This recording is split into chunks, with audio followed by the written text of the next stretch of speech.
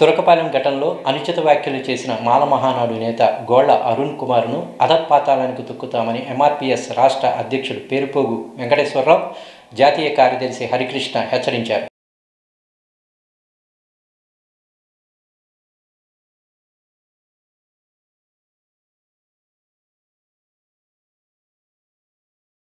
Perupogu Venkateswararao Madiga AP MRPS రాష్ట్ర అధ్యక్షులు, తెలుగు రాష్ట్రాల సమన్వయకర్త, అట్లనే ఎంఆర్పీఎస్ జాతీయ ప్రధాన కార్యదర్శి పొలిమేర హరికృష్ణ, అదేవిధంగా నవ్య మాదిగ చర్మకారుల సంక్షేమ సంఘం రాష్ట్ర అధ్యక్షుడు విజయండ్ల సుబ్బారావు మాదిగ. ఉద్దేశం ఏమిటంటే,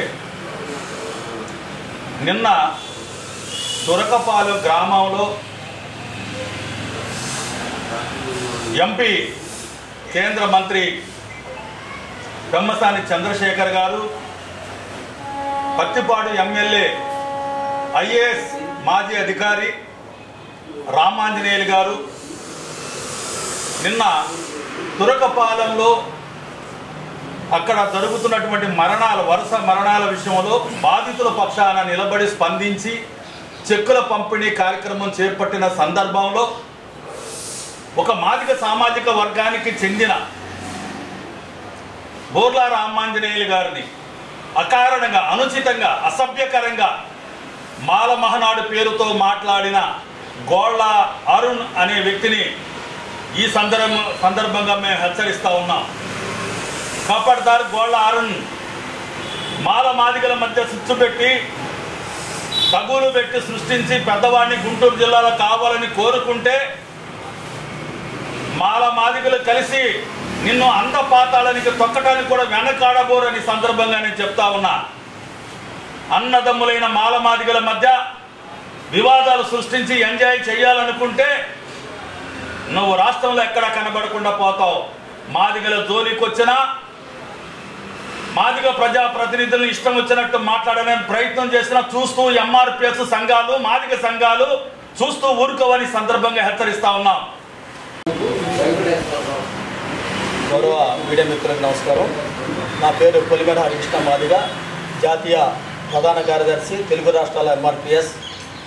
మరి మనకు తెలిసిన విషయం, గుంటూరు జిల్లా ప్రత్తిపాడు అసెంబ్లీ నియోజకవర్గం తురకపాలెం గ్రామంలో ఇటీవల అంతు చెక్కని వ్యాధి ప్రబలి మరణాలు సంభవిస్తూ ఉంటే ఆ ప్రాంతంలో ఉన్నటువంటి, ఆ గ్రామంలో ఉన్నటువంటి ప్రజలు తీవ్ర ఆందోళనలకు, భయాందోళనకు గురై ఇబ్బందులు పడుతూ ఉంటే వాళ్ళకు భరోసానిచ్చేందుకు అక్కడ పల్లెనిద్ర చేసి ప్రభుత్వం నుంచి ఒక శాసనసభ్యునిగా ఈయన యొక్క బాధ్యత ఏ విధంగా మరి నిర్వర్తించాలో నిర్వర్తిస్తూ అక్కడ బాధిత కుటుంబాలకు నిన్న అనగా 12వ తారీఖు ఆదివారం ఆ గ్రామంలో గౌరవ కేంద్ర మంత్రి వర్యులు, గుంటూరు పార్లమెంట్ సభ్యులు పెద్దలు పెమ్మసాని చంద్రశేఖర్ గారు, జిల్లా కలెక్టర్ గారు, ఇతర అధికారులు, నాయకుల సమక్షంలో తురకపాలెంలో ఆ బాధిత కుటుంబాలకు మరి మనిషికి, కుటుంబానికి 5 లక్షల చొప్పున మీకు అకౌంట్లో పడుతున్నాయి.